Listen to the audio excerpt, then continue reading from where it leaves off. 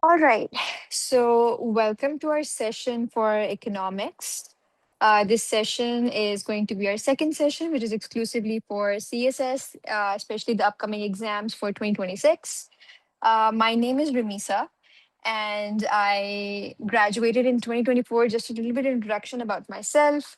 I graduated in 2024 from the US, Williams University in the US. I had a Bachelor of Science in Finance, Economics, and Computer Science. And I graduated with a 4.0 GPA. And I've always had a passion of basically understanding economics and then teaching it and explaining the concepts because I believe that economics एक ऐसा subject है कि it just helps you understand the world and everything that is happening around you. And specifically with regards to CSS, it is that kind of a subject where there is this myth that people typically opt for political science or international relations and economics के लिए लोग इसीलिए थोड़े hesitant होते हैं कि economics में भी अगर आपका background नहीं है तो आप economics नहीं cover कर सकते. As I mentioned, since this is our second session, we've already had one batch before, and majority if I say majority of my students in that batch were non-econ students. They did not have any economics background, but the way we proceeded with everything, उन्हें without despite having non-css backgrounds, despite having multiple css attempts, उनकी अभी even second या third attempts भी हैं, they opted for economics and they were able to do very well in it. They were able to grasp all the concepts. They were able to understand it, practically apply it, because the way we're going to proceed with this course, I will just go over that during this orientation session as well. They were able to write and score and reproduce everything so well that when I check their mocks right now, I kid you not, they're able to score about 15 or 16 marks per question. इस stage पे आके अभी तक के हमारे उनके साथ mocks और भी रहते हैं. So basically, the thing that I'm explaining is economics is that kind of a subject that regardless of having a background in it or not, जिस तरह से हमने ये cover करना है, we're going to start with the basics. The very, very basic structure of economics जो शुरू होता है इस चीज़ से कि economics है क्या? और उसके अंदर किस तरह से कौन-सी 2 या 3 चीज़ें जो आपस में इंटरैक्ट कर रही हैं, किस तरह एक सिस्टम चल रहा होता है। बहुत ज़्यादा इसके मिथ्स हैं कि जिसमें मैथ बहुत ज़्यादा इन्वॉल्व्ड है। There is no math, specially CSS economics के अंदर there is no math at all. Yes, if you are opting for PMS, one paper entire is very mathematical paper, but वो हम लोग अभी इस सेशन के अंदर कवर नहीं कर रहे। Then apart from that, economics is it's like a hidden gem within your CSS subject. It is very high scoring. You will see some DMCs over here where political science ka average score about 100 and 120 के 30 के बीच में lie करता है. Economics का अगर आप लोगों को सही से इकोनॉमिक्स एक्सप्लेन करनी आ जाए, जो क्वेश्चन आया हुआ है उसको सही से आपने केटर कर लिया है अगर, एंड उसको केटर किस तरह से करना है, आपने इकोनॉमिक अगर पेपर 1 का क्वेश्चन है, आपने इकोनॉमिक थ्योरीज बतानी है, all you have to do is draw graph, tables बना देनी है। आप जो भी जिस भी चीज़ का ग्राफ बना रहे हैं, हमने अपने एलिमेंट्री स्कूल में, प्राइमरी स्कूल में सारा टाइम ग्राफ्स, टेबल्स बना के उनके ग्राफ्स रिप्रोड्यूस किए हैं। तो अगर आपने ये टेबल्स अपनी क्रिएट करनी है, वो आपने टेबल बनानी है, उसके नीचे उसके ग्राफ को बना देना है, ग्राफ को एक्सप्लेन कर देना है, और वो हर थ्योरी का अपना ग्राफ हम ऑलरेडी कवर करेंगे। There is not a lot of theoretical concepts. Yes, paper 1 में थोड़े से हमारी थ्योरीज आएँगी बीच में, जहाँ पर हमने देखनी होंगी, कुछ ऐसी चीज़ें होंगी जो कि हमने as it is, I mean, it's a theoretical concept, you cannot challenge it. Real life में मे बी वो एग्जिस्ट नहीं करता होगा, but for the sake of studying it आपने वो चीज पढ़नी है। Then thirdly, economics is that subject जिसके लिए आप इकोनॉमी का क्वेश्चन, इकोनॉमी को ऑलरेडी आप अपने current affair, Pak affair and SA में with regards to CSS specifically cover कर रहे हैं। So it is a subject that basically helps you not only prepare for those questions, because if you go to and see CSS 2025, उसके अंदर आप देखें आपके पाक अफेयर के अंदर इकोनॉमी के ऊपर क्वेश्चन आए हुए हैं, आपके करंट अफेयर के ऊपर इकोनॉमी पे क्वेश्चन आए हुए हैं, एंड सेम फॉर इकोनॉमिक्स। आप जब अपने करंट एंड पाक अफेयर के अंदर उसको पॉलिटिकल इंस्टेबिलिटी को, करप्शन को, गवर्नेंस को अपने एसए के अंदर ये चीजें कवर कर रहे हैं, यही सेम क्वेश्चंस आपके इकोनॉमिक्स पेपर 2 में रेप्लिकेट कर रहे हैं। सो इट इज अ सब्जेक्ट जो कि बहुत ज्यादा अमेलगमेट होता है आपके बाकी सब्जेक्ट्स के साथ, कि यस हमने ये चीज देखनी है कि हमारा इकोनॉमिक्स का पेपर हम लोग एक रैंडम पाक अफेयर एंड करंट अफेयर के पेपर से डिफरेंशिएट कैसे कर सकते हैं। वो चीजें वो होंगी जो हमारे पेपर 1 में हम कवर करेंगे, वो पेपर 2 में अप्लाई करनी है। So without further ado, basically just wanted to give you an overview कि इट इज अ सब्जेक्ट जिसके अंदर वेरी बेसिक्स में कि आपने ये देखना है कि एक इकोनॉमी किस तरह से चलती है, कौन कौन इकोनॉमी में आपस में लोग इकट्ठे रहते हैं। बेसिकली बात एंड में ये आ जाती है कि एक इकोनॉमी को चलाने के लिए, एक सोसाइटी को चलाने के लिए, what are the three bodies that are interacting? Number one, they are consumers, consumers को आप बायर्स कह सकते हैं। Number two, they are sellers, sellers को आप प्रोड्यूसर्स भी कह सकते हैं। तो एक बायर्स है, एक सेलर्स है, और तीसरी बीच में एक इनको कंट्रोलिंग बॉडी आ जाती है, आपकी गवर्नमेंट। इन तीनों का क्या पॉलिसीज चल रही होती हैं, किस बेसिस पे अगर आप कोई चीज खरीदने जा रहे हैं उसकी प्राइस डिटर्मिन हो रही है, आपकी रुपये की क्या वैल्यू चल रही है इस टाइम पे मार्केट के अंदर, आपका एक्सचेंज रेट क्या जा रहा है, आपके हम लोग सोच सुन रहे होते हैं इंटरेस्ट रेट कम हो गया है, ज्यादा हो गया है। मनी अगर हमारे पास कम है मुल्क के अंदर, तो हम मनी क्यों नहीं ज्यादा प्रिंट करें? मनी कहाँ से आता है, कौन प्रिंट करता है, कौन डिसाइड करता है कि ये पैसे कहाँ से आएंगे कंट्री के अंदर? It is very interesting, and I think it is a subject जिसको, I am a pure science student, I have an O&A level background, and when I was in my O levels, I was a pure sciences. I was biochemistry, physics student. But when I got into A levels, I carried my sciences forward. लेकिन मैंने उसके साथ साथ economics as an additional subject रखी थी, just to see कि ये subject कैसा है. And little did I know that I would end up basically obtaining a degree in it. So it is a subject. And then with regards to my degree in it, I just had 4 years of a degree in economics specifically, along with finance. I'm currently working with the New York Stock Exchange remotely, and I'm working as their surveillance analyst. So uske saath saath, I mean, I have a lot of real time data to quote. I have a lot of stuff जो कि मैं आप लोगों को साथ साथ बताती जाऊंगी, इंटरनेशनली क्या हो रहा है, ग्लोबली क्या हो रहा है, पाकिस्तान के अंदर क्या हो रहा है। बिकॉज ऑफ कोर्स आपने अपने पेपर को बाकियों से डिफरेंशिएट तब करना है जब आपके पेपर के अंदर वो एक्स फैक्टर आएगा, जब आपके पेपर के अंदर स्पेसिफिकली वो चीजें आएंगी जो बाकी स्टूडेंट्स कोट नहीं कर रहे, और वो चीजें आएंगी किस तरह से, एग्जाम्पल्स से। आप जब टेबल्स अच्छी बना देंगे, आपके ग्राफ्स अच्छे बना देंगे, like every other subject, economics के अंदर भी आपने अबाउट 8 to 10 पेजेस जरूर लिखने हैं। But the good part here is, आपने जब ग्राफ्स एंड टेबल्स आप ऑलरेडी ड्रॉ कर रहे होते हैं, तो उनके साथ साथ आपके काफी हद तक, I mean your table and graph typically covers 3/4 of a page. तो आपके एक क्वेश्चन के अंदर एटलीस्ट 2 टेबल्स या 2 to 3 ग्राफ्स तो आराम से आ जाते हैं। So your paper overall question length is covered very easily. So starting with that, I think there's somebody unmuted. Let me mute everybody.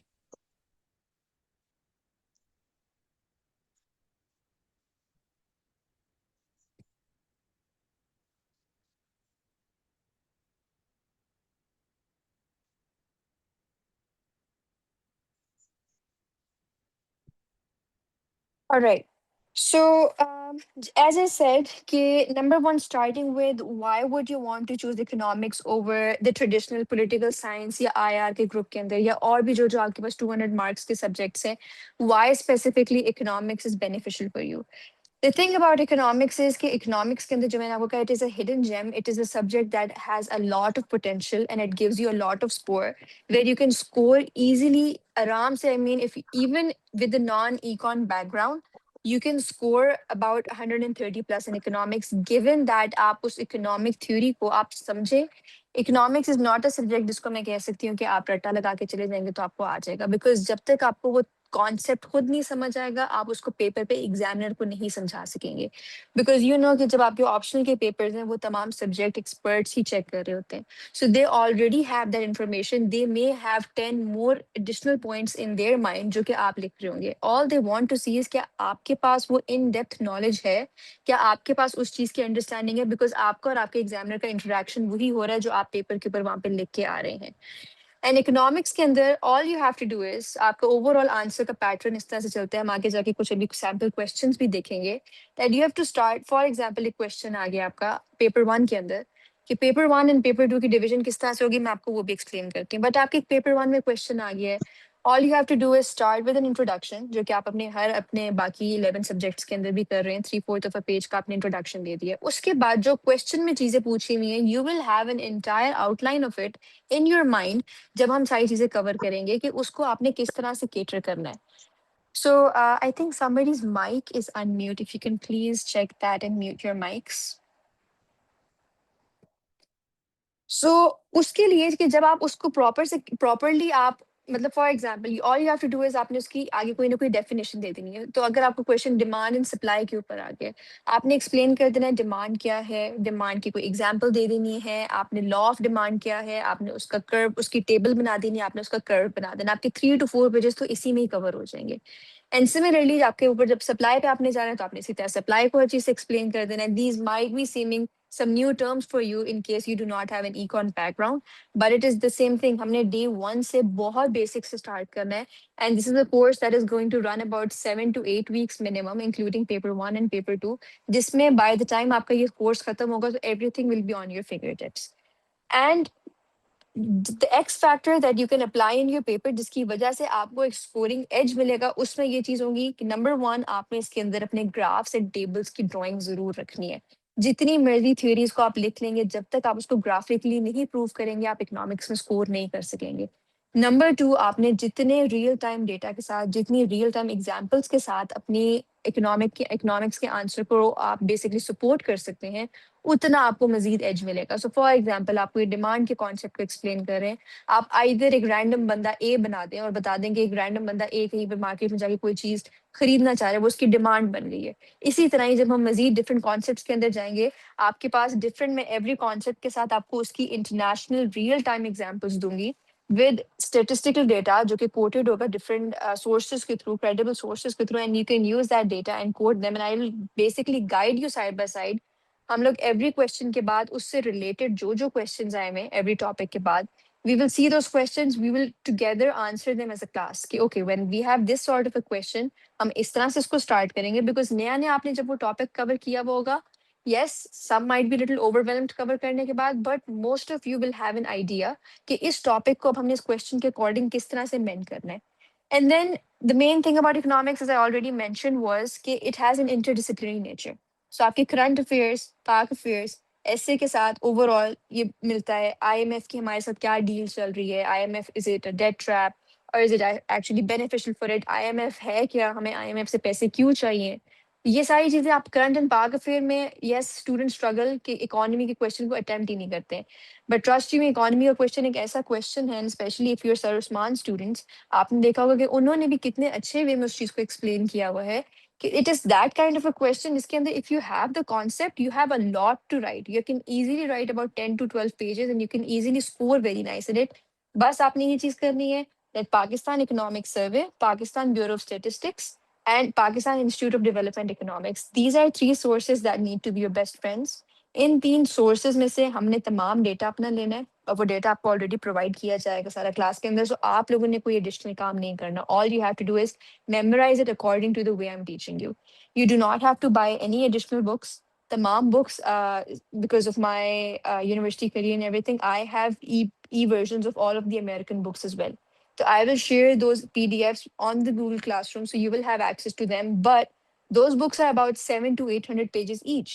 And especially अब almost 20th October का time आ गया हुआ है, so a lot of students may not have enough time कि वो बैठ के वो सारी books पढ़ सकें. So जितना भी हमारा slide material इस class के अंदर, the sources are Pakistan Economic Survey जो आपका 2025 का latest आया हुआ है, 2025 से 2026, 24-25 and then 25-26 का.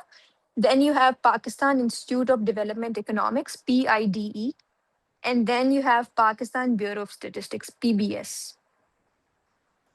इनके तीन सबसे ज्यादा क्रेडिबल आपको नंबर्स मिलेंगे, और यही नंबर सबसे ज्यादा मैटर करते हैं. Then state bank of Pakistan ने जो जो चीजें रिपोर्ट की हुई है, गवर्नमेंट जो चीजें रिपोर्ट कर रही है, डॉन के फिगर्स हो गए, रूटर्स के फिगर्स हो गए, वो साथ साथ हम कवर करते जाएंगे.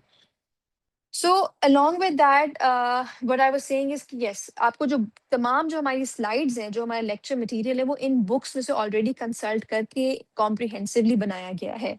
सो अगर आप लोगों ने उन बुक्स में खुद से अपनी तसल्ली के लिए एडिशनल रीडिंग करनी है, everything will be provided, but I wouldn't recommend कि आप उस पर अपना टाइम वेस्ट करें और मजीद उनके अंदर चीज़ों पर जाएं, बिकॉज जो पेपर में आना है उसके हिसाब से हमने हर चीज़ टेलर करके अपनी क्लास के अंदर रखी हुई है.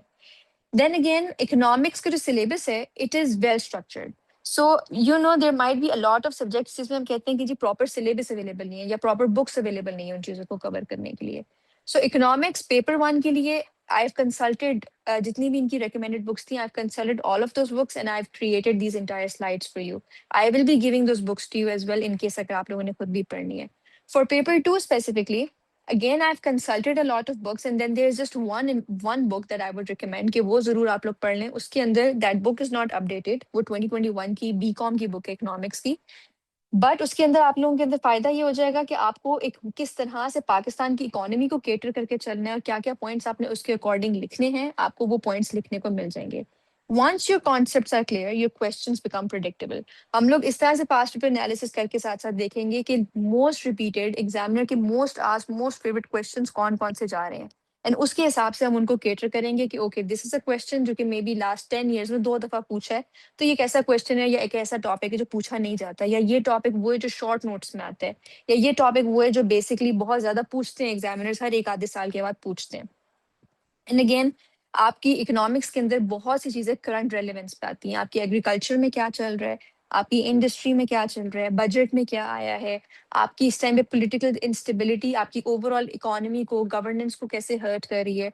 अगेन आपके पेपर 2 के अंदर क्वेश्चंस आ जाते हैं कि आपकी इंडस्ट्रियल रिफॉर्म्स कैसे आए हैं ओवरऑल। सो ये वो चीजें हैं कि जो हम लोग पोस्ट पार्टीशन से लेके अगेन अयूब खान के time, then comes Bhutto and then comes Ziaul Haq, फिर उसके बाद अगेन 1990s एंड 2000s की गवर्नमेंट, फिर उसके बाद Parvez Musharraf, and then moving forward हमारे इकोनॉमिक प्लान्स क्या आए हैं, हमारी ओवरऑल पॉलिसीज में, बिकॉज वी नो एक टाइम पे नेशनलाइज हो गई थी फिर प्राइवेटाइज हो गई थी, पॉलिसी चेंजेस क्या आई हैं और उन चेंजेस को। सो अगर आपके हिस्टोरिकल क्वेश्चन भी कुछ पूछा जाता है तो उसमें तो कोई एनालिटिकल बात आ ही नहीं जाती, उसको हम उसी तरह से अंडरस्टैंड करके पढ़ेंगे जिस तरह से क्वेश्चन की बेसिकली डिमांड आती है। So again just looking at the course breakdown between paper 1, yes it is a good book but it is again a very lengthy book, और उस बुक में से आप लोगों को इन्फॉर्मेशन तो बहुत पढ़ने को मिल जाएगी, बट उसको आपने पेपर्स के अकॉर्डिंग किस तरह से अमेंड करना है वो चीज़ थोड़ी सी बीच में इशू देगी इस चीज़ के अंदर। So again issues in Pakistan economy के इसी बुक में से मैंने कंसल्ट करके आपको जो पेपर 2 है उसके किस्म के सैम्पल आंसर्स टाइप नोट्स के वे में प्रोवाइड किए हुए होंगे, और I mean if you can cover those and you can write those up in the same manner, सही तरीके से उनको प्रूव करके एग्जाम्पल्स देके ग्लोबल एग्जाम्पल्स इंटीग्रेट करके थ्योरेटिकल फ्रेमवर्क इंटीग्रेट करके, so that would be more than enough as well. So overall, just looking at how does this course basically work? Economics के papers की demand क्या है? Paper 1 में क्या है? पेपर 2 में क्या है? So everything is pretty much relevantly broken down into two separate papers. Paper 1 जो है उसके अंदर आपने तमाम economics को समझना है कि economics है क्या, जिसमें आपने इकोनॉमिक्स की बेसिकली 4 to 5 ब्रांचेस हैं और उन ब्रांचेस को स्पेसिफिकली पढ़ना है। You start with micro economics, micro का मतलब होता है छोटे लेवल पे। सो छोटे लेवल पे होता है कि विद इन एक कंट्री, कंट्री के अंदर अंदर छोटे लेवल पे कंज्यूमर्स जो हो गए, प्रोड्यूसर्स जो हो गए या बायर्स एंड सेलर्स जो हो गए, ये आपस में किस तरह इंटरेक्ट कर रहे हैं, ये आपस में किस तरह प्राइसिंग सेट कर रहे हैं, इनके बीच में गवर्नमेंट कहाँ से आ रही है, गवर्नमेंट बीच में आके आपके साथ क्या करती है क्या नहीं करती। तो आपके डेली की जो सेल परचेज हो रही है, आपका इंटरेक्शन हो रहा है, बिजनेसेस किस तरह से काम कर रहे हैं, उनकी प्राइसिंग किस तरह से सेट होती है, हाउ डू यू नो कोई प्रॉफिट में है या कोई लॉस में है, ये सारी चीजें आपके माइक्रो इकोनॉमिक्स में आती हैं। सो यस माइक्रो इकोनॉमिक्स थोड़ा सा इसका एक लेंथी पार्ट है, इसमें काफी ज्यादा थ्योरेटिकल फ्रेमवर्क्स आएंगे जिनको हमने साथ साथ करना है। देर आर सम इकोनॉमिस्ट जिन्होंने डिफरेंट आइडियाज दिए हुए हैं, जिस तरह आपने पोलिटिकल साइंस में देखा होगा कि पोलिटिकल थॉट्स होती हैं लोगों की, इसी तरह इकोनॉमिक्स में इकोनॉमिस्ट्स ने डिफरेंट आइडियाज दिए हुए, अपनी थ्योरीज दी हुई है। तो किसी के अकॉर्डिंग होगा कि आपकी प्राइस इस मैकेनिज्म से सेट होती है, कोई कहेगा नहीं मेरे हिसाब से उस मैकेनिज्म से प्राइसिंग सेट होती है। तो हमने सिर्फ ये मैकेनिज्म उनके देखने हैं, एक्चुअली में एग्जिस्ट उनमें से कोई मैकेनिज्म नहीं करता। Then comes your macro economics paper 1 के अंदर ही। मैक्रो इकोनॉमिक्स माइक्रो हम ऑलमोस्ट 2 वीक्स में कवर कर लेते होते हैं typically. Then comes your macro, macro के अंदर आ जाता है कि आप एक as a country different countries के साथ किस तरह इंटरेक्ट कर रहे हैं, आप लोगों का ट्रेड आपस में किस तरह चल रहा है, बल्कि ट्रेड का भी इसमें एक अलग चैप्टर है। व्हाट इज योर जीडीपी, हम कहते हैं कि जी हमारा जीडीपी डेफिसिट में जा रहा है, जीडीपी हमारा पॉजिटिव हो गया सरप्लस में जा रहा है, ट्विन डेफिसिट क्या है, हमारा करंट अकाउंट ठीक नहीं जा रहा, आईएमएफ हमारे साथ क्यों बीच में आ रहा है, आईएमएफ हमें दे क्या रहा है आके, what is monetary policy, what is fiscal policy, fiscal deficit क्या है, स्टेट बैंक का क्या काम होता है, गवर्नमेंट का क्या काम होता है, पैसे नहीं है अगर आपके पास, हम मनी प्रिंट क्यों नहीं ज्यादा कर रहे थे तो पैसे ज्यादा आ जाएंगे। ये चीजें मेजोरिटी आपके मैक्रो इकोनॉमिक्स के अंदर आ जाती हैं। So you start with a micro level, then आप थोड़ा सा अपना होराइजन एक्सपैंड करते हैं, उसके बाद आप अंडरस्टैंड करते हैं मनी एंड बैंकिंग के सिस्टम को, कि बैंक्स किस तरह चलते हैं, ये क्रेडिट किस तरह क्रिएट होता है, आपको लोन्स किसकी बेसिस पे मिलते हैं, अनएम्प्लॉयमेंट क्या होती है। इसके अंदर अगेन एक आधा और थ्योरेटिकल फ्रेमवर्क आ जाएगा, जिस तरह के आईएसएलएम आपको यहाँ पर नजर आ रहे हैं। डेट क्या होता है आपका, मनी अगेन मनी के फंक्शंस क्या होते हैं, व्हाट इज एक्चुअली मनी, क्या क्या मनी की चीजों में किन किन चीजों को आप एज अ मनी ट्रीट कर सकते हैं, वो चीज आपकी मनी इन बैंकिंग में आ जाएंगी। Then comes your public financing, public financing में आता है कि गवर्नमेंट का क्या रोल है कंट्री को चलाने के लिए। I mean there are some things जो कोई भी नहीं प्रोड्यूस करना चाहता, जो गवर्नमेंट प्रोग्राम्स होते हैं वो किस तरह से चलते हैं। फिर इसमें आपका एक और टॉपिक आएगा इंटरनेशनल ट्रेड का, कि कंट्रीज के आपस में ट्रेड के टर्म्स क्या हैं, पाकिस्तान के इस टाइम ट्रेड टर्म्स क्या चल रहे हैं। One of the in major news going on globally is कि जो यूएस चाइना ट्रेड वॉर चल रहा है, या यूएस के टैरिफ्स इंडिया पे लग रहे हैं, what are tariffs, why is the US doing it, वो सारी चीजें अंडरस्टैंड करने के लिए। एंड देन फाइनली आपका आखिरी टॉपिक इसमें आता है इकोनॉमिक डेवलपमेंट, जहां से आप पेपर 2 के अंदर ट्रांजिशन करते हैं। सो इकोनॉमिक ग्रोथ क्या होती है, इकोनॉमिक डेवलपमेंट क्या होती है, इस चीज को आप इनके डिफरेंस को माइंड में रखते हुए कि ग्रोथ किन चीजों के थ्रू होती है, डेवलपमेंट क्या होती है, ग्रोथ के इंडिकेटर्स क्या हैं, डेवलपमेंट के क्या है, then you move on to paper 2। आपका इसका लास्ट टॉपिक इन पेपर 2 का first topic are combined. So इसके लास्ट टॉपिक के क्वेश्चंस आपके पेपर 2 के भी टॉपिक के अंदर आते हैं। टिपिकली इकोनॉमिक ग्रोथ का क्वेश्चन हमेशा पेपर 1 में भी पूछा जाता है, पेपर 2 में भी पूछा जाता है। So it is that important of a topic. वो आपको किसी ना किसी वे में थोड़ी सी वर्डिंग चेंज करके एक आधा कॉन्सेप्ट ऊपर नीचे करके आपसे दोनों पेपर्स में सेम कॉन्सेप्ट पूछते हैं। Then moving on to paper two. Paper two is that entire economic concept जो आपने पेपर वन में समझा है, उसको आपने पाकिस्तान की इकोनॉमी पे अप्लाई कर देना है। सो वो अप्लाई किस तरह से करना है? नंबर वन तो आपका ये इकोनॉमिक ग्रोथ एंड डेवलपमेंट में आ जाएगा। क्वेश्चन आपसे पूछ लेंगे कि जिस टेल कि पाकिस्तान अभी तक एक डेवलपिंग कंट्री क्यों है, वो अभी तक अपनी उसकी ग्रोथ क्यों नहीं ज्यादा हो रही, या वो अगर ग्रोथ जीडीपी हमारे पास पॉजिटिव आ भी रहा है, हमारी डेवलपमेंट क्यों नहीं हो रही, हमारी लिटरेसी रेट क्यों नहीं बेहतर हो रही, हमारी पॉवर्टी क्यों नहीं कंट्री के अंदर बेहतर हो रही। So with regards to Pakistan, या ग्रोथ एंड डेवलपमेंट के इंडिकेटर्स बताएं with regards to developed and developing countries. So that is the first topic you gonna cover in your paper two. Then moving on, आपने तीन different जो हमारे sectors हैं वो तीनों सेक्टर्स एक्सप्लोर करने हैं। So starting with your agriculture sector. Agriculture को हम बहुत इन डेप्थ पढ़ेंगे। बहुत इन डेप्थ का ये मतलब नहीं that it is very overwhelming, जितना आप पाक फेयर में पढ़ते हैं उससे तो कई ज्यादा पढ़ेंगे, जिसकी वजह से आपकी पाक फेयर में भी बहुत एड हो रही है कि इन केस कोई एग्रीकल्चर से रिलेटेड क्वेश्चन आपसे पूछा जा सकता है, you would have economic all of the economics ideas to back you in those questions over there as well. So overall हमारे एग्रीकल्चरल रिफॉर्म्स क्या रहे में हैं, ग्रीन रेवोल्यूशन क्या थी, क्यों ग्रीन रेवोल्यूशन अभी हमारे कंट्री में नहीं आई हुई, क्या हमारे एग्रीकल्चर में फेलियर्स चल रहे हैं, ओवरऑल फ्यूडलिज्म का क्या कॉन्सेप्ट है। So everything regarding that. Then moving on to the industrial sector. Pakistan में इंडस्ट्री अभी तक हमारे पास अगेन एग्रीकल्चर इंडस्ट्री सबसे कम शेयर इन दोनों का हमारी जीडीपी में, क्यों नहीं ग्रो कर सक रही, क्या इश्यूज चल रहे हैं इनके हमारे पास, पॉलिटिकल फेलियर्स, पॉलिटिकल हिंड्रेंसेस क्या आ रही हैं बीच में, हमारे overall over the years industrial policies किस तरह से चेंज हुई हैं, अभी करंट पॉलिसी क्या है, स्पेशल इकोनॉमिक जोन्स आपने पढ़ी होंगी पाक इन करंट अफेयर में, उन चीजों को आपने इन डेप्थ यहाँ पर स्टडी करना है। देन कम्स अगेन आपका सर्विसेज सेक्टर, उसके ऊपर टिपिकली बहुत क्वेश्चंस नहीं पूछे जाते। Again another hot topic within your paper too is your exchange rate. तो एक्सचेंज रेट के ऊपर के पाकिस्तान के terms of trade and exchange rate किन बेसिस के ऊपर डिटर्मिन होता है। If someone's mic is unmute, if you can mute that.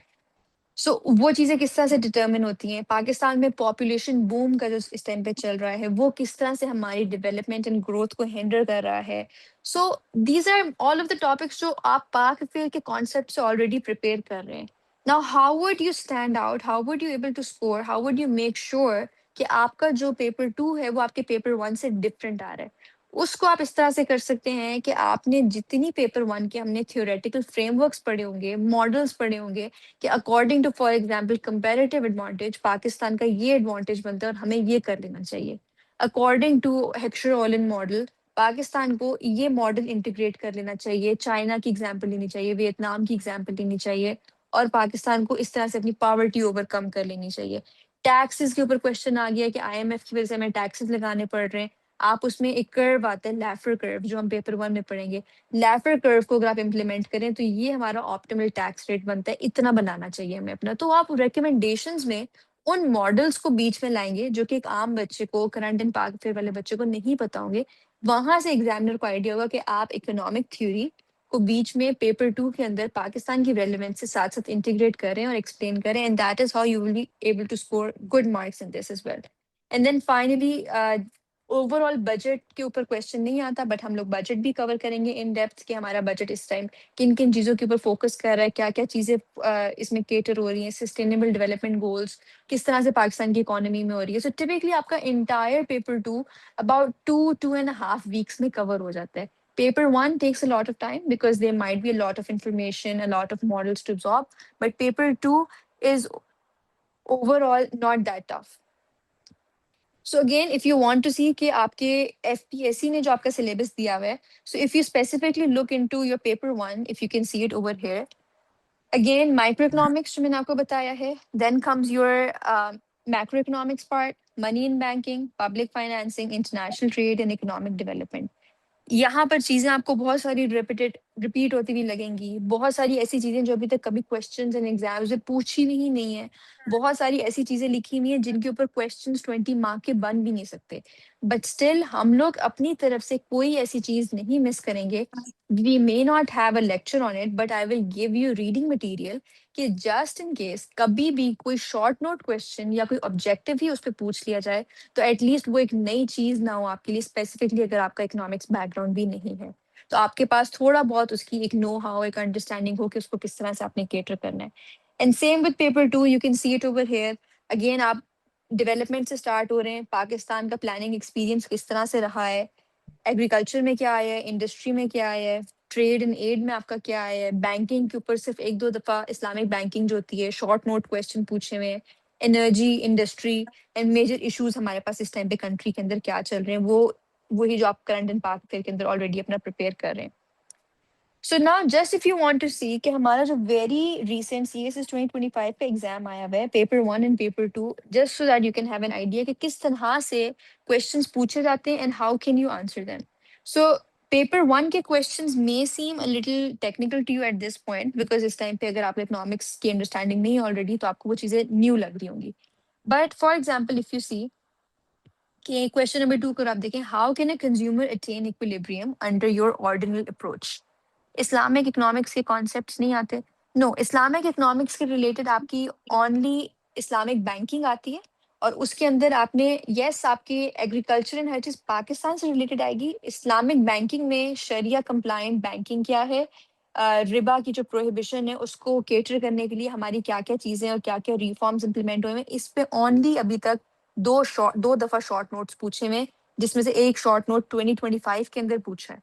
So I think एक बहुत रिसेंटली अबाउट 2019 या 18 में पूछा था, और एक अब 2025 में पूछा। इसके अलावा इस्लामिक इकोनॉमिक्स के ऊपर कुछ नहीं आता।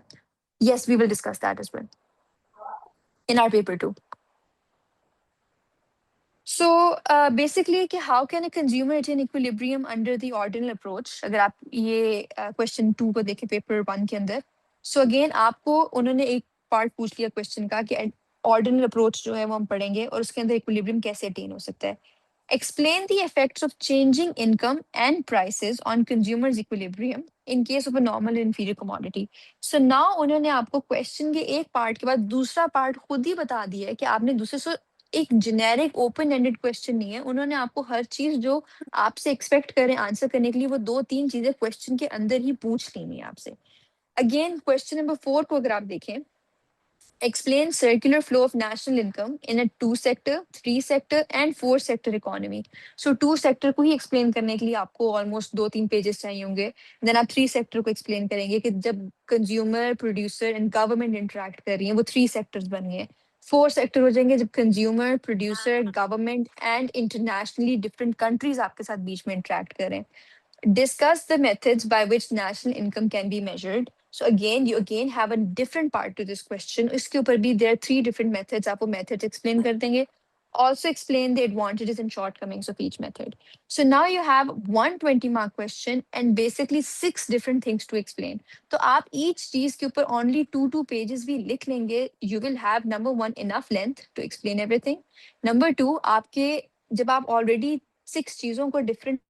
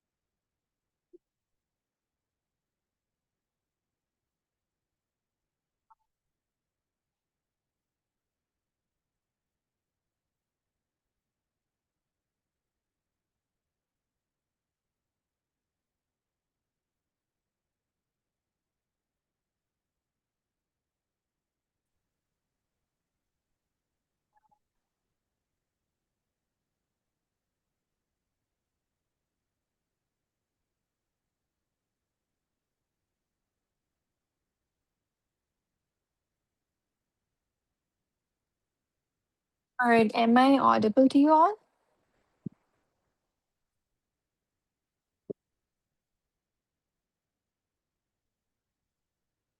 Okay. Let me share my screen again.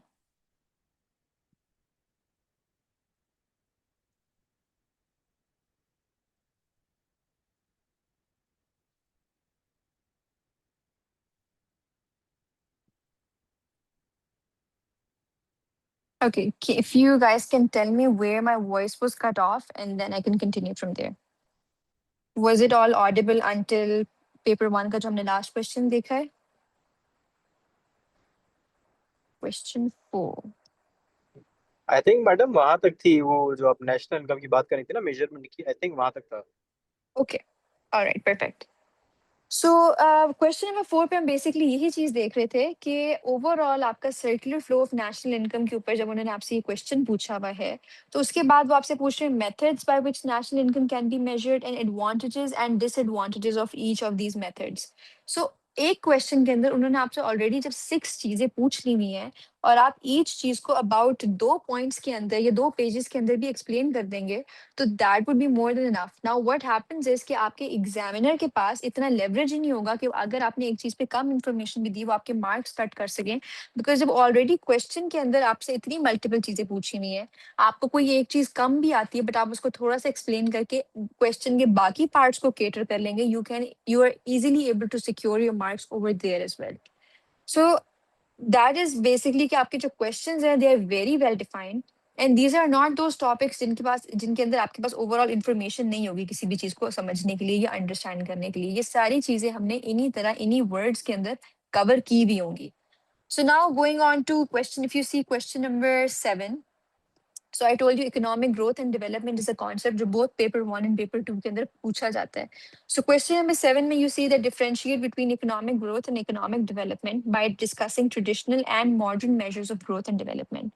So again यहाँ पर आपने, it is a generic question but इसके अंदर हम लोग डिफरेंट मॉडल्स को, डिफरेंट इकोनॉमिस्ट्स की थॉट को इंटीग्रेट करेंगे ताकि ये एक करंट एंड पाक वाला क्वेश्चन ना लगे। And then comes के write short notes on any 4 of the following. So typically economics के papers के अंदर अब ये एक किस्म का pattern, क्वेश्चन नंबर 6 की, I'll get back to that. So typically economics से क्वेश्चंस के अंदर ये इस तरह का एक पैटर्न बन गया हुआ है कि आपका जो क्वेश्चन नंबर 8 होता है वो शॉर्ट नोट्स पे बेस्ड होता है। सो वो शॉर्ट नोट्स आपके 5 मार्क ईच भी हो सकते हैं, तो तब आपने 4 अटेम्प्ट करने हैं। अगर आपके वो 10 मार्क ईच है तो आपने 2 अटेम्प्ट करने हैं। सो शॉर्ट नोट्स टिपिकली किस तरह की चीज़ों पे आ जाते हैं, जिस तरह आप देख सकते हैं बैलेंस ऑफ पेमेंट क्या होता है, ह्यूमन डेवलपमेंट इंडेक्स HDI क्या होता है, पब्लिक वर्सेस प्राइवेट गुड्स, और ये चीज़ें हम ऑलरेडी एक इन डेप्थ 20 मार्क क्वेश्चन के हिसाब से भी कवर कर रहे होंगे अपने कोर्स के अंदर। तो इसलिए आप लोगों को इतना मसला नहीं होगा कि इसके ऊपर अगर एक शॉर्ट नोट आ गया या आपके पास इनफ कंटेंट नहीं है कि ये 10 मार्क में कितना लिखना है, 5 मार्क में कितना लिखना है, 20 में कितना लिखना है। You will have content for a 20 mark question and then accordingly you can amend, and once you will be done with the entire course you will know कि उसके अकॉर्डिंग आपने किस तरह से हर चीज को आंसर करना है। Ideally, one answer should be about 8 to 10 pages. And वो आपका इजीली इकोनॉमिक्स में इसलिए हो सकता है बिकॉज जब आप ग्राफिकली चीज़ों को एक्सप्लेन कर रहे होते हैं और टेबल्स बना रहे होते हैं, तो आपका graph he almost 1/4 of a page का तो ग्राफ आ जाता है। उसके बाद अगर आपने उस ग्राफ को शो किए कि आपने कोऑर्डिनेट्स कहाँ से उसके लिए, आप उसकी टेबल बनाते हैं, तो आपको ऑलमोस्ट एक पेज तो ग्राफ एंड टेबल्स, और फिर आपके एक क्वेश्चन में 2-3 ग्राफ्स आ जाते हैं। सो आपके और काफी ज्यादा हाफ ऑफ पेजेस तो ग्राफ से ही भर के भर लाइक ड्रॉ कर करके भर जाते हैं। सो इसीलिए आपका आइडियली 8 to 10 पेजेस का आंसर जरूर बन जाता है। And then question number 6 key outline. Okay, so elaborate different canons of taxation, how these canons can be used optimally, suggest some policy options to maximize tax revenue in a developing country like Pakistan. So now this thing about paper one is that you can see that paper one is not bound to Pakistan. Paper one में आप global कोई सी भी country की example दे सकते हैं। Paper two में specifically you have to stick to Pakistan, but आप पाकिस्तान का फ्रेमवर्क बाकी कंट्री से कंपेयर जरूर कर सकते हैं। हाउएवर पेपर वन में अगर आपको वो स्पेसिफिकली क्वेश्चन में आपसे पूछते हैं, जिस तरह क्वेश्चन 6 में पूछा पूछा हुआ है कि आपने पाकिस्तान के हिसाब से कोई ना कोई चीज एक्सप्लेन करनी है, तो it is more well and good that now you have a proper way, you have a proper side जिसको आपने एक्सप्लेन करना है। सो कैनन्स ऑफ टैक्सेशन जो हैं, ये एडम स्मिथ ने, who is basically called the founding father of economics, different cannons दिए थे। कैनन्स का मतलब होता है कि टैक्सेस को बेसिकली उन्होंने सपोर्ट करने के लिए डिफरेंट रीजंस दिए थे कि टैक्सेस क्यों लगाए जाते हैं। टैक्सेस का एक कैनन होता है इक्विटी के लिए, एक होता है इक्वालिटी के लिए, एक होता है एफिशिएंसी के लिए। सो उन्होंने अबाउट 5 to 6 क्लासिकल कैनन दिए थे। फिर मॉडर्न इकोनॉमिस्ट्स ने आके अबाउट 3 से 4 मॉडर्न कैनन्स दे दिए हुए। मॉडर्न बेसिकली इसकी एक किस्म की आपको जस्टिफिकेशंस दे दी हुई है कि टैक्सेशन क्यों क्यों लगनी चाहिए। There is an entire topic जो हम कैनन्स ऑफ टैक्सेशन के ऊपर कवर करेंगे इन पेपर वन। सो आपने वो कैनन्स एक्सप्लेन कर देने पहले कि okay, canon of equity Adam Smith के according, Adam in the words of Adam Smith, canon of equity ये होता है। If you want I can show you our slides on that as well कि हमने ओवरऑल कैनन ऑफ टैक्सेशन के topic को किस तरह से कवर किया था। Then how these canons can be used optimally, कि इन कैनन्स को किस तरह से आप optimally, so cannon of equity की बात हो रही है या इक्वालिटी की बात हो रही है कि आप टैक्सेशन इस तरह से यूज करते हैं। Okay, I will show you the slides. So आप बेसिकली ये टैक्सेशन के canons, let me just pull that slide up and I'll show you in a second.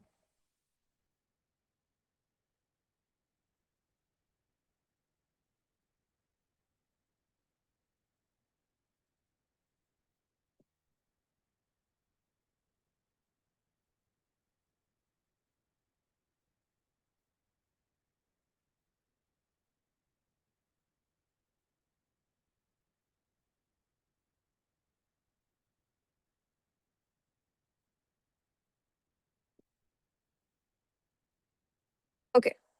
So this is, if you can see the screen right now, कि हमारे ये basically topic था, you can see there are a lot of slides, public financing and budgeting के ऊपर. So this basically started with कि government का काम क्या होता है आपका, what is public finance. I'm just starting with the first slide just to show you कि किस तरह से होती है. Since it was during a class, तो इसके अंदर मेरी annotations अभी तक हुई हुई हैं. Government expenditure क्या क्या होता है, किस तरह से आप कर सकते हैं, टाइप्स क्या होती हैं इसकी, एंड देन करते करते आप टैक्सेस क्या होते हैं, टैक्सेस का रेवेन्यू क्या होता है, आपको किस तरह के डायरेक्ट टैक्सेस आते हैं, इनडायरेक्ट आते हैं। You can see we had a lot of math over here because हम डिफरेंट टैक्सेस को एक्सप्लेन कर रहे थे यहाँ पे। Moving forward, economic impact on different revenue sources, ये मैं काफी ज्यादा स्लाइड्स आपको differently change कर करके दिखा रही हूँ so that you can see that. And then if you go कि overall टैक्सेस का रेवेन्यू सोर्सेज के ऊपर, सो आपकी जब पूरी थियोरेटिकल बेस डेवलप हो गई होगी कि टैक्सेस क्या होते हैं, क्यों लगाने चाहिए या क्यों हार्मफुल होते हैं, इनकी टाइप्स क्या होती हैं, एक प्रोग्रेसिव टैक्स होता है, एक रिग्रेसिव होता है। प्रोग्रेसिव टैक्स होता है कि जो इनकम के अकॉर्डिंग लोगों पे लगाया जाता है, जो कि आपका इनकम टैक्स होता है।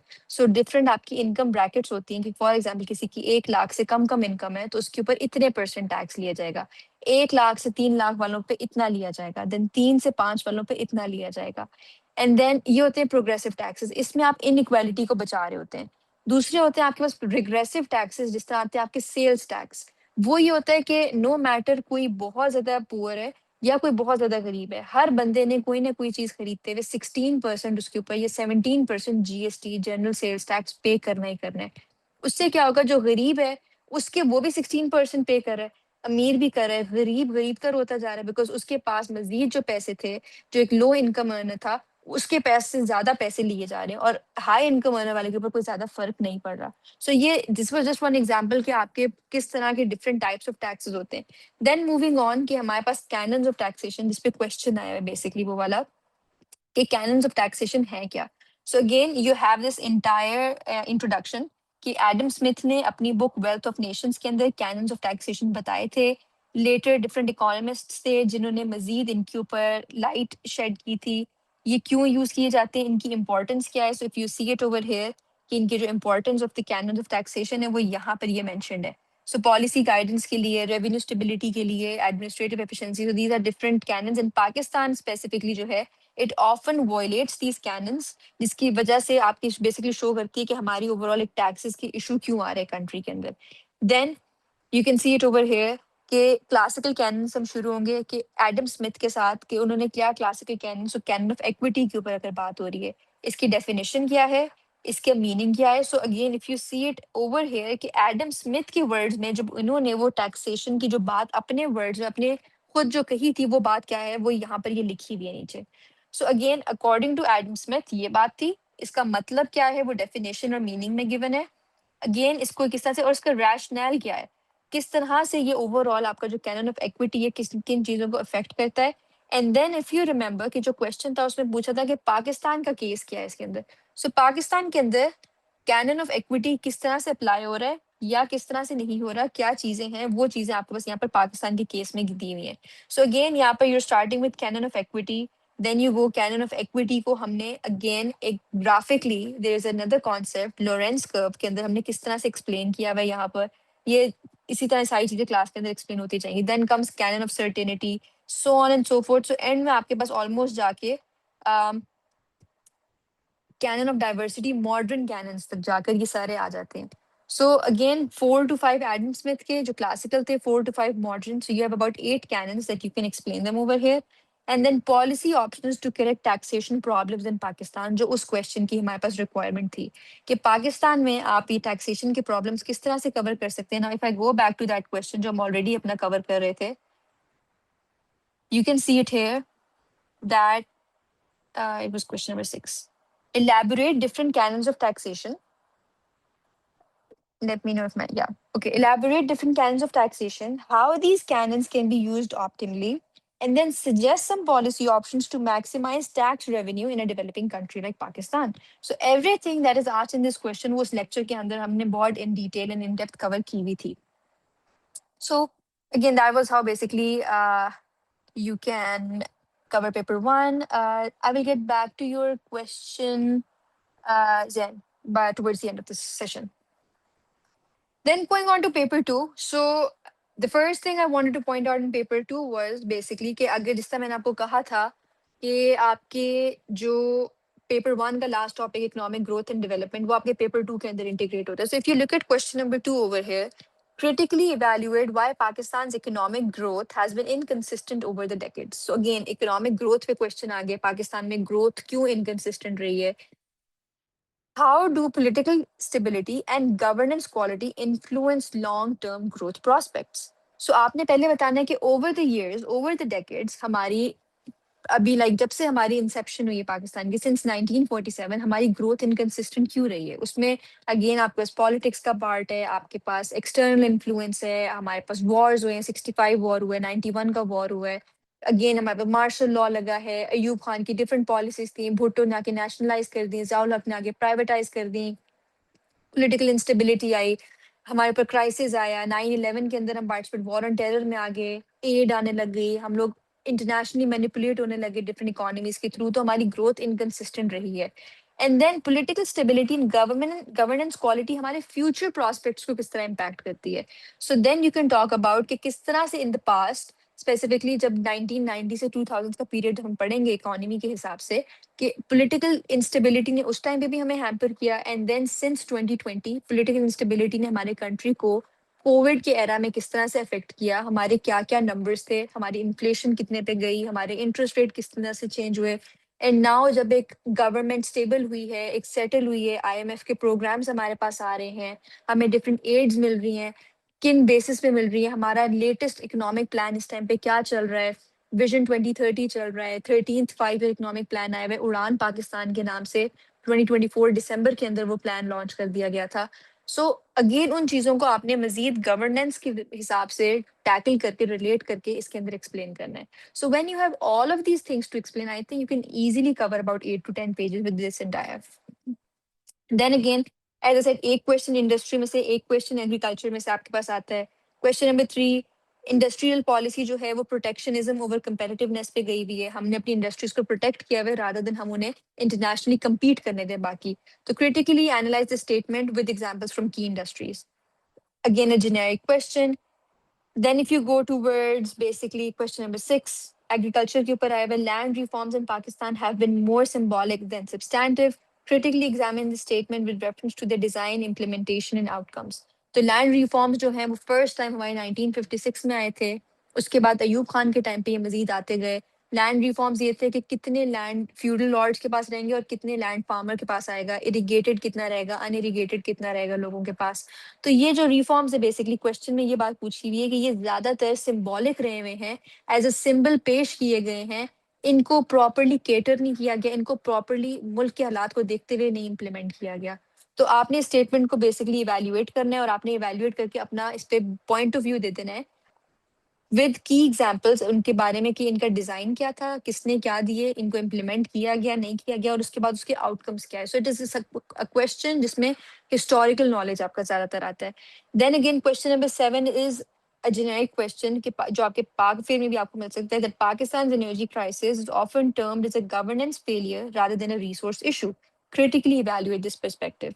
तो अगेन एनर्जी क्राइसिस है हमारे अंदर, हम नॉन रिन्यूएबल्स के ऊपर रिलाई कर रहे हैं, हम लोग अपना ऑयल एंड गैस को इंपोर्ट कर रहे हैं, तो हमारे पास गवर्नेंस फेलियर है, पॉलिसी फेलियर। रिसोर्सेज अगर देखे जाएं तो हमारी पोटेंशियल कितनी है इस टाइम पे कंट्री के अंदर, आपके पास कितना, आप सोलर पोटेंशियल कितनी है, या आपके पास इवन नॉन रिन्यूएबल्स की भी कितनी पोटेंशियल है, उन चीजों को आप अगर देखेंगे तो आपने इस परस्पेक्टिव पे how is it a governance failure and how it is not a resource issue, दोनों परस्पेक्टिव्स को आपने बेसिकली प्रूव करना है। एंड एंड में आपने वे फॉरवर्ड देके अपना क्वेश्चन एंड कर देना है। And then again question number 8 is always a short note, इसमें आपको 10 मार्क वाले दो पूछने हैं। Digital transformation and economic future. तो अगेन डिजिटली ट्रांसफॉर्माइज किस तरह हो रही है economy, foreign aid versus foreign trade debate के ऊपर, या इंटरेस्ट फ्री बैंकिंग या जो इस्लामिक बैंकिंग है उसके ऊपर आपने 10 मार्क नोट लिखना था। So if you can see these are relatively very generic parts and very generic questions, जिसमें बहुत ज्यादा आपको एक आउट ऑफ द बॉक्स चीज नहीं पूछ ली गई, जिसमें आप कहेंगे कि even if there is somebody जिनका इकोनॉमिक्स बैकग्राउंड भी नहीं है, स्टिल थोड़ी बहुत अंडरस्टैंडिंग के साथ वो ये क्वेश्चंस को अटेम्प्ट कर सकते हैं। And then again interdisciplinary nature है, यही चीज आप एसए के लिए भी प्रिपेयर कर रहे हैं, यही चीज आप पाक एंड करंट अफेयर के लिए भी कर रहे हैं, और यही चीज आपकी इकोनॉमिक्स के अंदर भी आ रही है। So with that, here are some DMCs that I just wanted to show you कि overall economics में scoring trend कैसा है। So if you see the first DMC on the top left corner, you can see कि paper 1 के अंदर जिनका basically CSS की DMC है कि 83 आप easily एक पेपर के अंदर स्कोर कर सकते हैं। पेपर बी में उस स्टूडेंट के 53 हैं, could be that the student may not have enough information, या उन्होंने प्रॉपर इसको एक इकोनॉमिक्स के क्वेश्चन की तरह नहीं, जब एक पाक इन करंट अफेयर की तरह आंसर किया होगा। सो इसमें अगेन हमने इकोनॉमिक थ्योरी साथ साथ इंटीग्रेट करनी है, और वो हम अपने लेक्चर्स में करेंगे। Then again at the bottom left corner you can see PMS की डीएमसी है ये। सो अगेन पीएमएस की डीएमसी के अंदर आप देखें जो थ्योरेटिकल पेपर है उसके अंदर 78 80 के अराउंड आप इजीली स्कोर कर सकते हैं। Then again this is another DMC of the same student जिनकी ये पीएमएस की डीएमसी थी। सो यू कैन सी उनके पेपर 1 के अंदर 65 है, बट पेपर 2 के अंदर उन्होंने सही से अगर कॉन्सेप्ट्स को इंटीग्रेट किया हुआ तो उन्होंने 77 भी स्कोर किए हुए। सो अगर आप 70 एंड 70 भी दोनों पेपर्स में स्कोर करते हैं तब भी आप 140 के नंबर को यहाँ पर इकोनॉमिक्स के अंदर आराम से टच कर सकते हैं। So again, just a repetition of whatever I said, that how to score 130 plus in economics, that you have to master the concepts first. Don't memorize them, understand them. Understand करेंगे। uh,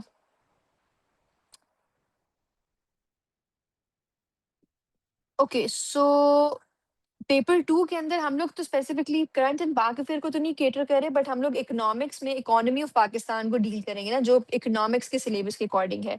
so yes you can join, you can talk to Sir Usman's coordinator and they will let you know, and I think it is possible कि अगर दे मे split the fee, और आप may be half फी पे करके कर सकते हैं, but you have to talk to sir Usman's coordinator, जो नंबर ऑलरेडी प्रोवाइडेड होता है आपको, एंड आप उनसे बात करके देख लें, they will let you know. So basically again, आपने किस तरह से, how can you score 130, concepts को खुद पहले समझना है और फिर उनको लिखना है, मेमोराइज नहीं करना है। If you memorise it you won't be able to explain it to the examiner, examiner को नजर आ जाएगा कि आपको इकोनॉमिक्स नहीं आती। देन अगेन आपने थ्योरीज को करंट एग्जांपल्स के साथ लिंक कर देना है। आप जब करंट एग्जांपल्स के साथ देंगे, फॉर एग्जांपल आप बजट 2025 में से कोई नंबर्स दे देंगे, आप इकोनॉमिक सर्विस में से नंबर दे देंगे, आप यूएस चाइना ट्रेड वॉर में से नंबर्स दे देंगे, आप उनकी एग्जांपल्स कोट कर देंगे, ताइवान में क्या चल रहा है उसकी एग्जांपल कोट कर देंगे, आप मजीद आपकी किसी भी चीज को इंटीग्रेटेड फील होगी आपकी। Presented like an economist, again आप डायग्राम्स बनाएं। अगर बात मैक्रो इकोनॉमिक्स की हो रही है, माइक्रो में आप सप्लाई डिमांड कहते हैं, मैक्रो में आप उसको एग्रीगेट सप्लाई एग्रीगेट डिमांड कहते हैं। वो छोटे छोटे टर्मिनोलॉजी, वो जार्गन को यूज करें। अब कहीं पर आपने किया होगा कि टैक्स इम्पोज हो रहा है, इकोनॉमिक्स में बेहतर टर्म यूज की जाती है, टैक्स लेवी किया जा रहा है किसी चीज के ऊपर, LEVY। सो वो जार्गन साथ साथ जिस तरह से, क्योंकि हम अपनी क्लास के अंदर आपने पेपर इंग्लिश में देना है, आई ट्राई कि मैं मेजोरिटी चीजें उस प्रॉपर जार्गन के अंदर एक्सप्लेन कर सकूं, जो कि आप पेपर के अंदर भी लिख के आ सके और आपको आदत पड़े वो जार्गन यूज करने के लिए। एंड देन जो पाकिस्तान की इकोनॉमी का सेक्शन है, पेपर 2 जो है आपका, उसको थॉरली कवर करें, because this is the most scoring and the most predictable section. आपको पता है एक क्वेश्चन इंडस्ट्री में से आएगा, एक क्वेश्चन एग्रीकल्चर में से आ जाएगा, एक किसी न किसी इशू में से आ जाएगा। वो इशू आपको हो सकता है एनर्जी का, टैक्सेस का, पावर्टी का, ट्रेड का। एंड देन आपने फैक्ट्स एंड फिगर्स के साथ, इकोनॉमिक फ्रेमवर्क के साथ जब इंटीग्रेट करेंगे तो आपकी ये चीज इस पे केटर हो जाएगी। एंड देन बेसिकली हमारी टीचिंग मेथोडोलॉजी यही होगी कि आपको पहले कॉन्सेप्चुअल फाउंडेशन दी जाएगी, उनके साथ साथ एग्जाम्पल्स दिए जाएंगे। I keep sending end articles जो कि एडिशनल, कभी इकोनॉमिस्ट में से, कभी फॉरेन अफेयर्स मैगजीन्स में से, जो कि इंटरनेशनली आपको एक बेहतर समझने के लिए आपको वो चीजें मिल जाती हैं। वो for further understanding that is fine, but economics के हिसाब से हमने जो करना है वो हमारी क्लासेस के अंदर ही होगा। पॉलिसी ब्रीफ्स, इकोनॉमिक सर्विस वगैरह आपको सारे प्रोवाइडेड होंगे। Visual learning, I myself am a big visual learner, so मैं चीज़ों को ड्रॉ कर करके साथ साथ बना कर, I use my pen and I draw it on the screen, ताकि आप लोग भी विजुअली उस चीज़ को देखेंगे तो आपके माइंड में माइंड मैप्स बनते जाते हैं चीज़ों के। केस स्टडीज हम देखेंगे एंड देन हम लोग पास पेपर ड्रिवन अप्रोच रखेंगे, बिकॉज वी विल सी के यस ये तो हमने सब कुछ कर लिया, what does the examiner want, examiner किस टोन में हमसे क्वेश्चंस पूछ रहे हैं, कितने टॉपिक्स पे कितने क्वेश्चंस पूछे हुए हैं।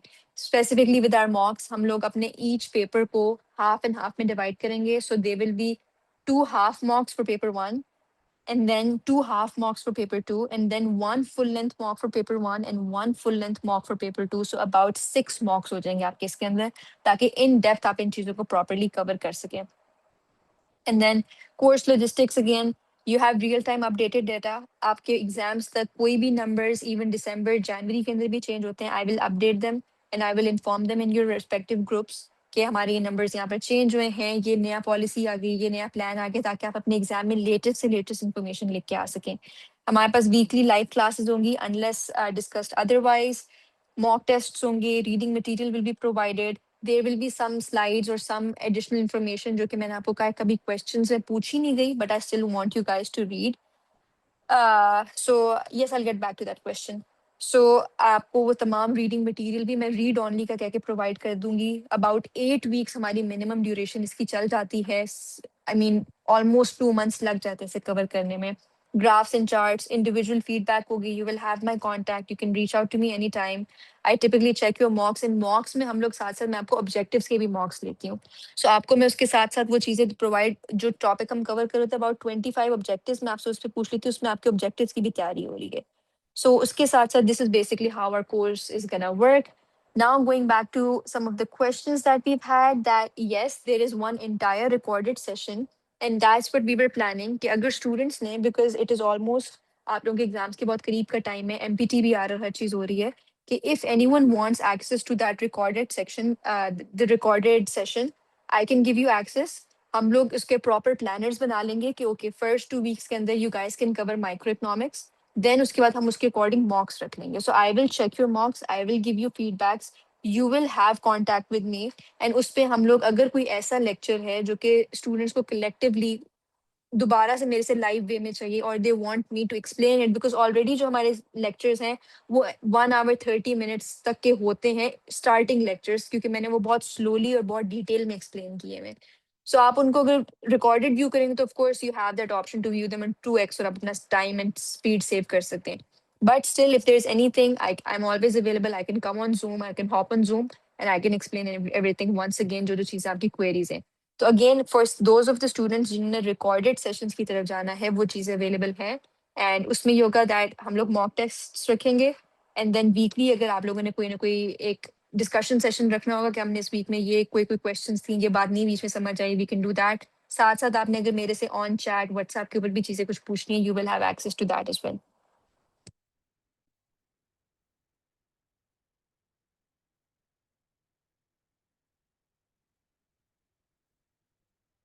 Okay, so going back to if Zen is in the class, your question, you wanted a brief introduction of me. So, starting with, I've already explained it. This session will be recorded and the recording will be shared with you through Sir Usman's coordinator. But my name is Remisa. I graduated in 2024 from the US. I graduated from Williams University. I hold a Bachelor's of Science degree in Finance, Economics, and Computer Science. So it was a triple major degree. And I graduated with a 4.0 GPA, which basically meant that I had all A's throughout all 4 years. And with that, I was a gold medal recipient. So, which means basically I topped in my business school in all of these subjects.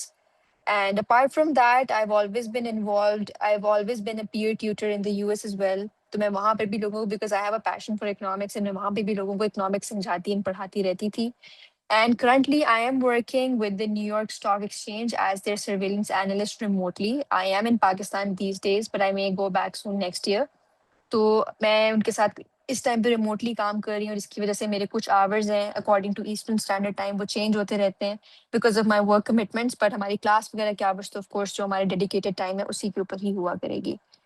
And then you just wanted to know if you can reach out for economic evaluations. So अभी तक हमने कोई specific evaluation program नहीं start किया, हमारा either ये main session ही चल रहा है, इसमें आप paper 1 and paper 2 को divide करके एक specific session की तरफ जरूर opt कर सकते हैं। Other than that, we were planning कि हम एक mock series या evaluation series start करेंगे। तो उसके अंदर ये होगा कि आपके जितने भी आई थिंक हाफ लेंथ मॉक्स के साथ फिर फुल लेंथ मॉक्स लिए जाएंगे, एंड देन उस पर वैल्यूएशन हो जाएंगी। That is something that I still have to talk to Sir Usman about, and then we can inform you in the group chat. Yes, I have a model answer attempted by me, and all of those will be provided to you on the Google Classroom. I will help you understand कि question को break down कैसे करना है, आपके पास sample introductions होंगे, ये introductions किस तरह लिखने हैं, conclusions किस तरह लिखने हैं, and then time to time feedback के साथ आप मज़ीद improve करते जाएंगे. Trading tips. Yeah, I do have a lot of trading tips, but that is finance. Let's stick to CSS for now. Yes, I've attempted CSS. I did it in 2025. I had 142 in economics.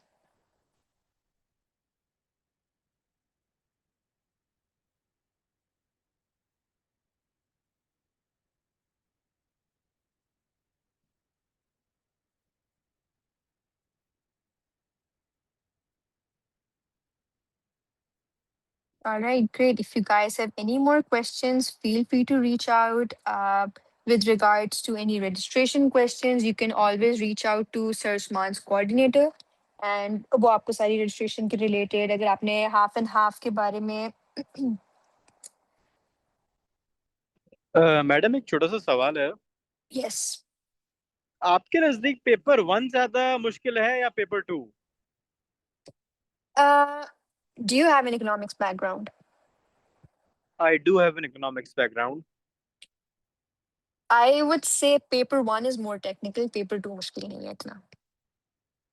अच्छा, क्योंकि madam मेरे पूछने का सवाल ये, क्योंकि जब paper 1 को मैंने एनालाइज किया था तो उसमें वही एग्जिस्टिंग कॉन्सेप्ट्स ही हैं, डिमांड एंड सप्लाई हो गया, इलास्टिसिटीज हो गए, आईएसएलएम मॉडल्स हो गए। तो ये सारी चीजें तो हमें पता है, इतना ओपन एंडेड नहीं है। पर जब पेपर 2 में आते हैं तो सवाल बहुत ओपन एंडेड हो जाते हैं एक तरह से। Yes. So basically, the thing about paper 1 is again कि अगर आप यहाँ पर questions देखें, ये इन लोगों ने multiple concepts को integrate किया होता है एक दूसरे के साथ. And you can sometimes not understand कि examiner की क्या requirement है इस चीज के ऊपर. Now, ऑर्डिनल अप्रोच क्या है, कार्डिनल अप्रोच क्या है, इक्विलिब्रियम कैसे डिराइव होता है, ये तो सारी चीजें बेसिक्स में पढ़ी हुई होती हैं। But explain the effects of changing income and prices. Okay, अब आप इनकम एंड प्राइस के इफेक्ट को चेंज करके ग्राफ के ऊपर एक्सप्लेन कर देंगे। एंड देन आपने इसको स्पेसिफिकली नॉर्मल गुड के लिए क्या इफेक्ट आएगा इनकम के चेंज होने का, नॉर्मल गुड के लिए क्या इफेक्ट आएगा प्राइस के चेंज होने का, इंफीरियर गुड के लिए क्या चेंज आएगा इनकम के इफेक्ट होने का, एंड देन इंफीरियर के ऊपर क्या चेंज आएगा प्राइस के इफेक्ट होने का। सो समटाइम्स क्वेश्चन के अंदर इतनी मल्टीपल चीजें पूछी हुई होती हैं कि आप या तो if you are very vigilant तो आप साथ साथ उसको केटर कर लें। अदरवाइज ऑफ कोर्स जब आप एग्जाम हॉल के अंदर होते हैं आपके ऊपर एक एग्जाम प्रेशर होता है, ये चीजें थोड़ी सी आप अगर मिस आउट कर जाएं तो एग्जामिनर यहाँ पे आपके मार्क्स बहुत इजीली डिडक्ट कर सकते हैं। पेपर 2 में जनरली भी क्योंकि हमारे जितने पॉइंट्स होंगे वो बहुत जेनेरिक पॉइंट्स नहीं होंगे, हमने बहुत specific points with regards to Pakistan, उसके अंदर जब हमने उन चीजों को केटर किया हुआ होगा ना कि एक होता है ना कि ओवरऑल पाकिस्तान की फॉर एग्जांपल एनर्जी क्राइसिस है, वो governance failure rather than resource issue. Now you can have generic points on this as well कि गवर्नेंस में हमारा पॉलिटिकल इंस्टेबिलिटी है, चेंजिंग गवर्नमेंट्स हैं, पॉलिसी इनकंसिस्टेंसी है and so on and so forth. And then there is a point जहां पे आपके पास very specific points आएंगे कि गवर्नेंस फेलियर अगर है तो उसमें हमारे पास जो हमारी क्वाइट रीसेंट एनर्जी पॉलिसी आई थी उसकी नॉन इम्प्लीमेंटेशन, या हमारे पास लेट्स से कि इस टाइम पे सोलर की कितनी पोटेंशियल है, आप स्पेसिफिकली हमारे सोलर प्लांट्स की कितनी जा रही है, आप स्पेसिफिक प्लांट्स को मेंशन कर सकते हैं। आपके पास रिसोर्सेज के भी क्वाइट रिसेंटली हमारे पास मिनरल की क्या पोटेंशियल आई हुई है, तो रिसोर्सेज हमारे पास हैं सारे, उनको किस तरह से हमारे कंट्री के पास बजट ना होने की वजह से आप एलोकेट नहीं कर सक रहे प्रॉपरली, उनको डाइवर्ट नहीं कर सक रहे। So when you have the specific examples आप फिर भी पेपर 2 में कुछ ना कुछ लिख के उसको सॉल्व कर सकते हैं। एंड पेपर 2 में रिलेटिवली स्कोर बच्चों का ज्यादा आता है कंपेयर टू पेपर 1, बिकॉज एक आधा कॉन्सेप्ट भी आप पेपर 1 में मिस कर दें अगर एक्सप्लेन करना, आपके मार्क्स वहां पर डिडक्ट हो जाते हैं।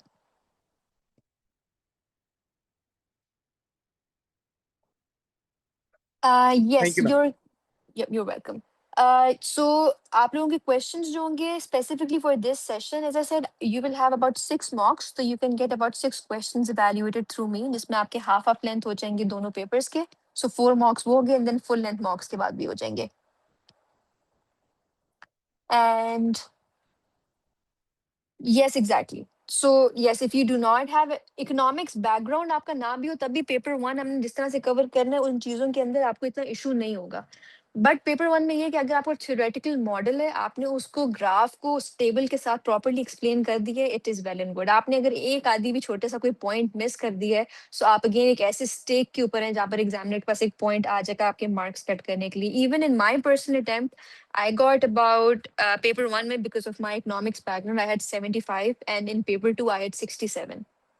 So that is one way you can see कि अगर आपका concept and theory बहुत strong है, because मैंने अपनी attempt about 3 months की preparation में दी थी, तो आपका अगर concept and theory strong है, मेरा background होने की वजह से मेरी वो चीज़ ज़्यादा strong थी, so I did better in paper 1 compared to paper 2.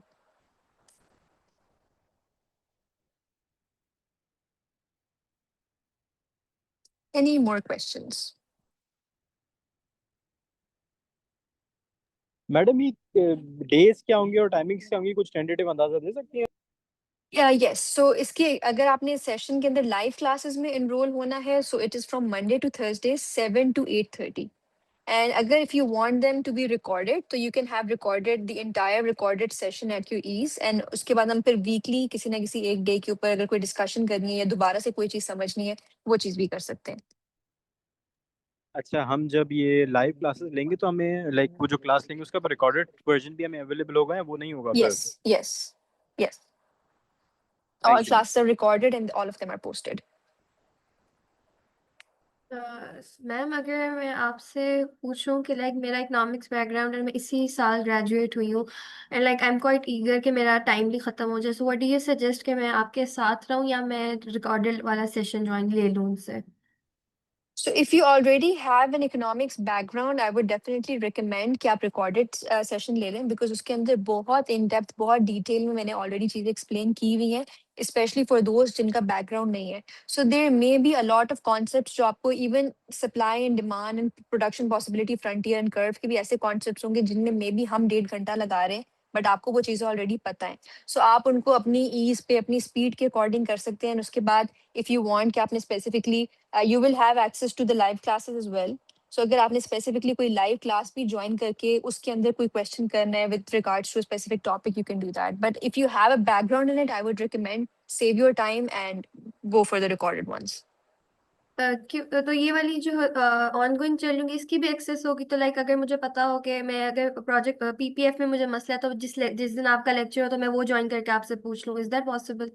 Yes, मैं जो रिकॉर्डेड क्लासेस होंगी इनका link I will talk to sir Usman that अगर हमने इस तरह का कुछ करना है तो मैं आपको एवरी डे का लिंक न्यू स्टूडेंट्स को भेजती रहा करूंगी कि इन केस आपने दोबारा से वो चीज़ सुननी है तो आप ये सुन सकते हैं. Thank you so much ma'am, thank you so much. Yep. Ma'am, I do have the same question that मैं सुबह के टाइम एक एकेडमी के साथ इंगेज हूँ और मेरा इकोनॉमिक्स का बैकग्राउंड है और मैं सिलेबस देख रहा था, मैंने आपका यूट्यूब के ऊपर जो आपका पहला लेक्चर है वो भी मैं देख रहा था आपका द डेमो लेक्चर, जिसमें आपने बड़ा Yes. अच्छा सारा कुछ एक्सप्लेन किया हुआ था और and I am also willing to join, but the issue is that right now कि मैं अपना मेरे इस टाइम मॉक्स चल रहे हैं for the compulsories in an academy in the morning और Okay. अब मेरे लिए इशू ये आ रहा है कि वहाँ से मैं फ्री होता हूँ लाइक 5:30 एंड 6 p.m. तो मैं सेशन भी ज्वाइन करना चाह रहा हूँ और लेकिन इशू ये आ रहा है कि with the timings.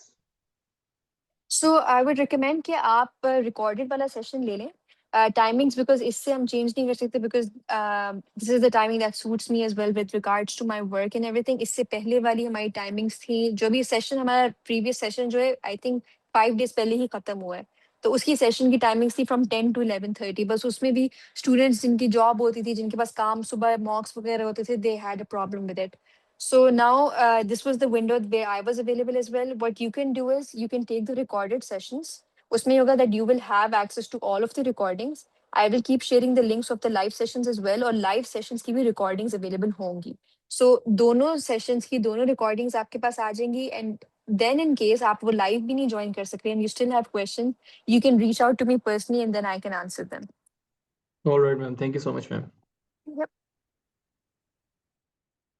Yes, but see, a student of recorded session can join my live lectures as well. I will be sharing the links.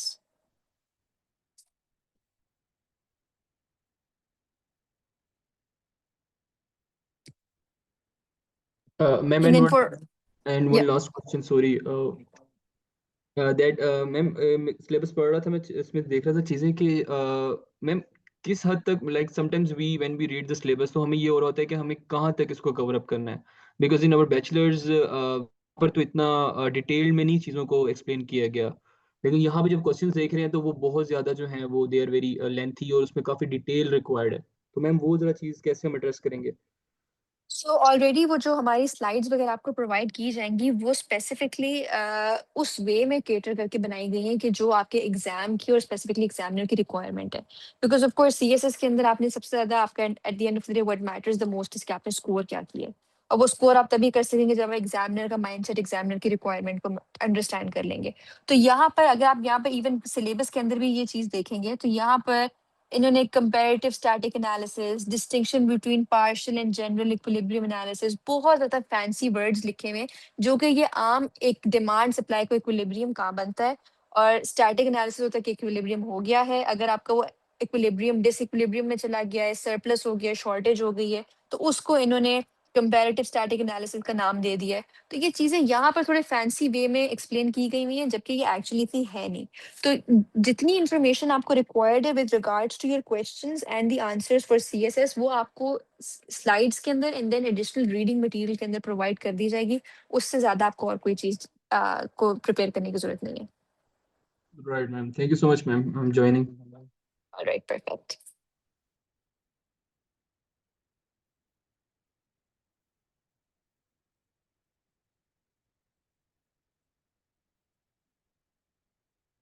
All right. If you guys have any more questions, feel free to ask me. And then for those of you interested to join, you can talk to Sir Usman's coordinator. They can give you the entire information. I will let them know about the recorded lecture as well. ताकि अगर किसी के पास questions हैं तो वो. And then I will also share the demo free lecture that I have on that is public for everybody with Sir Usman's coordinator. और वो आपको वो चीज़ भी provide कर देंगे I think in the community chat. तो आप लोगों ने अगर अगेन वो चीज़ भी दोबारा देखनी है तो आप लोग वो चीज़ भी देख सकते हैं. बस मैडम ये हमें फेवर चाहिए होगा, कोई हमें दोनों साइमल्टेनियस एक्सेस मिल जाए, लाइव और रिकॉर्डेड। तो जो जहाँ मैनेज हो सकेगा उसको हिसाब से करके, क्योंकि सेशंस तो ज्वाइन करने हैं इवेंचुअली, थोड़ा रिकॉर्डेड वाले भी हमें साथ साथ मिल जाएंगे, लाइव का भी एक्सेस होगा, तो आपसे इंटरेक्शन भी ज्यादा बनी रहेगी और चीजें भी चलती रहेंगी। बस ये मेहरबानी कर दीजिएगा। जी ये हो जाएगा। मैं सर उस्मान से भी एक दफा इसके बारे में बात कर लेती हूँ, but I think it is doable, we can do that. Thank you ma'am. You welcome.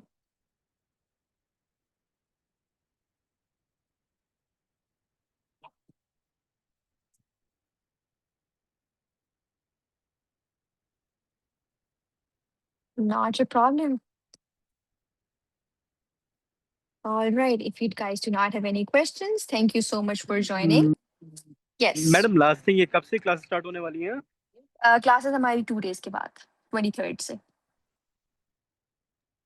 Which is technically I think Thursday, तो एक क्लास होगी और Yes. फिर मंडे से शुरू होगी, right? Yep. Thank you. Ma'am, if you don't mind, can I ask a question on this economy current situation जो जा रही हैं market में on the US economy, और उसके पाकिस्तान पे क्या effects हैं? Right now? Yeah. Yeah, sure. Let me just stop this recording so that this can be saved.